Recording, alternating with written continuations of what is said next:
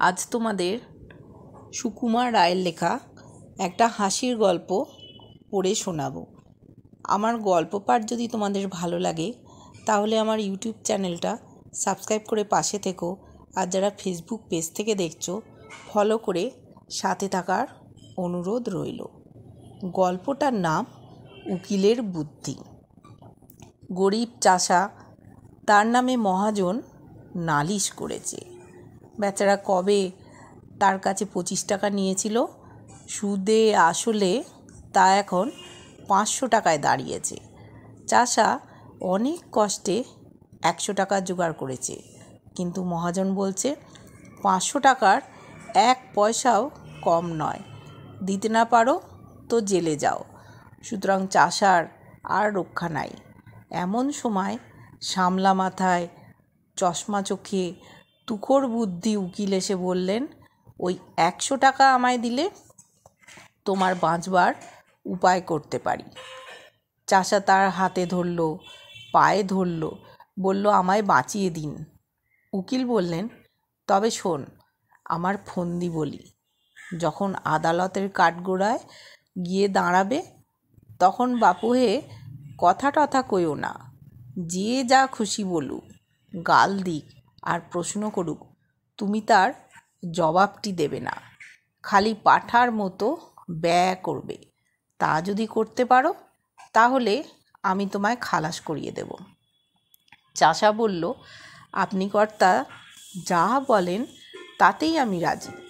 আদালতে মহাজনের মস্ত উকিল চাষাকে এক ধমক দিয়ে জিজ্ঞাসা করলেন, তুমি 7 বছর আগে 25 টাকা কর্জ নিয়েছিলে?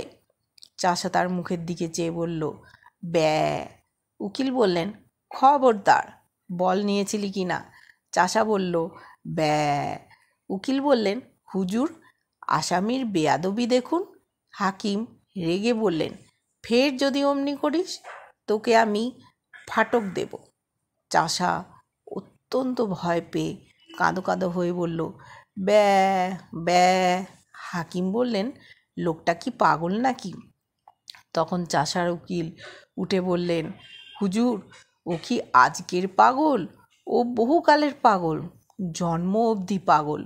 ওর কি কোনো বুদ্ধি আছে না কাণ্ডজ্ঞান আছে? ও আবার কর্জ নেবে কি? ও কি কখনো খত লিখতে পারে নাকি? আর পাগলের খত লিখলেই বা কি? দেখুন দেখুন, এই হতভাগা মহাজনটার কাণ্ড দেখুন তো।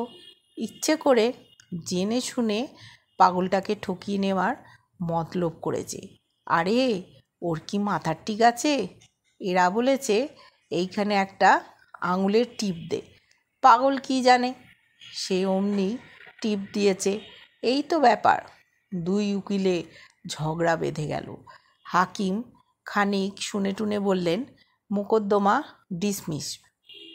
মহাজনের তো চক্ষু স্থির। সে আদালতের বাইরে এসে চাষাকে বললেন, আচ্ছা, না হয় তোর 400 টাকা ছেড়েই দিলাম, ওই 100 টাকাই দে। চাষা বলল, ব্যয়। মহাজন যতই বলেন, যতই বোঝান, চাষা তার পাঁঠার বুলি কিছুতেই ছাড়ে না। মহাজন রেগে মেগে বলে গেল, দেখে নেব আমার টাকা তুই কেমন করে হজম করিস। চাষা তার পোঁটলা নিয়ে গ্রামে ফিরতে চলেছে। এমন সময় তার উকিল এসে ধরল। যাচ্ছ কোথায় বাপু? আমার পাওনাটা আগে চুকিয়ে যাও। 100 টাকায় রফা হয়েছিল, এখন মোকদ্দমা তো জিতিয়ে দিলাম। চাষা অবাক হয়ে তার মুখের দিকে তাকিয়ে বলল, ব্যয়।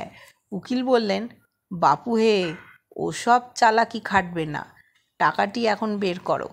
চাষা বোকার মতো মুখ করে আবার বলল, ব্যয়। উকিল তাকে নরম গরম অনেক কথাই শোনালো, কিন্তু চাষার মুখে কেবলই ওই এক জবাব। তখন উকিল বলল, হতভাগা গোমুক্ষু, পাড়া গিয়ে ভূত, তোর পেটে এত শয়তানি! কে জানতো?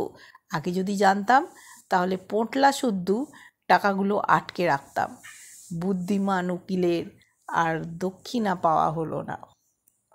কেমন লাগলো গল্পটা? ভালো লাগলে সাথে থেকো, লাইক কমেন্ট করে অবশ্যই জানিও তোমাদের মতামত।